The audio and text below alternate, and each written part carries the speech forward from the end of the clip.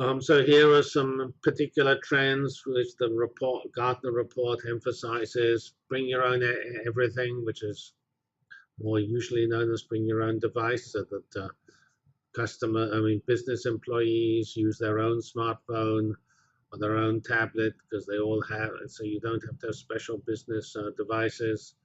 Everything is smart. Namely, you have little computers and everything, so you have smart grids, smart sensors, smartphones. We have the big data revolution. We have very powerful HCI interfaces, human computer interfaces. Apple is hugely successful a company because of the innovation in their interfaces. There are some areas which are not terribly relevant here, near field communication for enabling better ways of paying for things. We know a lot about people, including their voice prints. 3D printing is important. And then we have what they call implicit trends, consumerization of IT, where the IT is adopted by consumers ahead of enterprise, government, and science. And that is another way of saying industry, because industry largely serves the consumer, at least the IT industry does, it's ahead of universities in many areas. You'll find better work on data analytics in Amazon and Netflix than you will in most universities, if not all universities. And of course, everything is connected because we have the internet. That's the Internet of Things.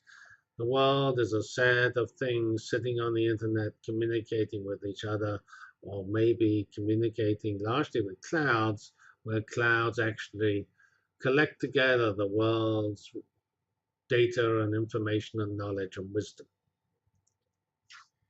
So here's a set of the 14 of the 48 technologies are consumer related. Consumerization appears not to be a technology, it's a trend. And we have media tablets here. There's near field communication for payment.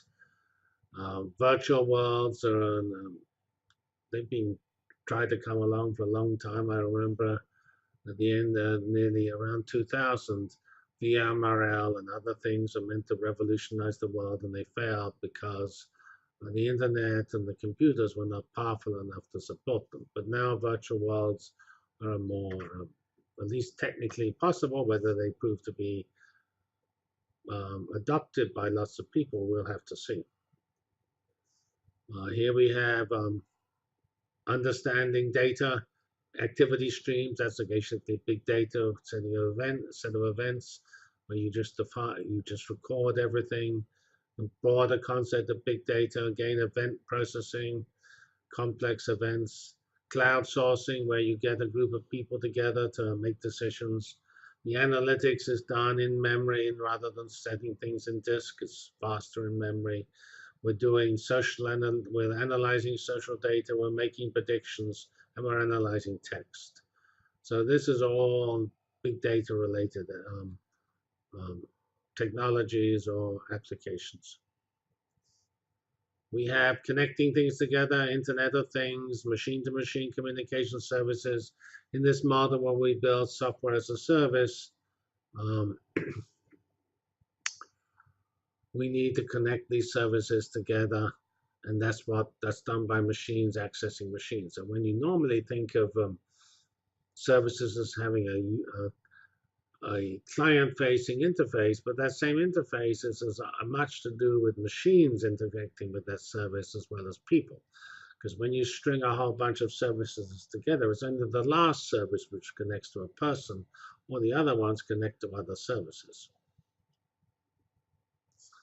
While Internet of Things and mesh networks are, in my opinion, essentially the same thing. Sensors are the enabler of the Internet of Things.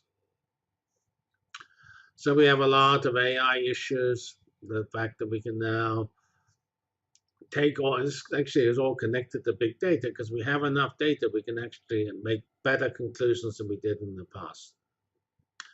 And speech analytics and analysis of audio data, recognition of content, these are all AI coming from teaching computers to do things. We have vehicles where again we're analyzing the data from the sensors and webcams on the vehicles. We have authentication built around biometrics, which are much more reliable. We have you can wave your hands and control your computer. We could augment humans with computers. Mobots are coming more powerful because of the AI, and the fact also robots can access the cloud to make progress. Natural languages processing and using them to answer questions is getting more powerful. That's all coming from big data enable us to actually do a better job of recognizing what people mean when they write things. And of course, speech recognition and is still sort of it's getting better, although it's still not. It still sort of has limitations, in my opinion. So if we talk about improving efficiency, cloud computing is put here in its various versions. A hosted virtual desktop is essentially cloud computing. An in-memory database is a core idea of cloud computing. And idea management is again a sort of technology enabled by modern data technologies. So these are all computing and big data technologies. Here we have various things such as quantum computing, which are the future, 3D printing of various types. And of course, wireless power will be wonderful. Everybody hates all the cables we have linking things together. This is just an illustration from Gartner of the growth in the cloud area. We have we have infrastructure as a service, platform as a service, software as a service, and business process as a service. And you can see how they're growing rapidly with in volume here, just exponentially increasing.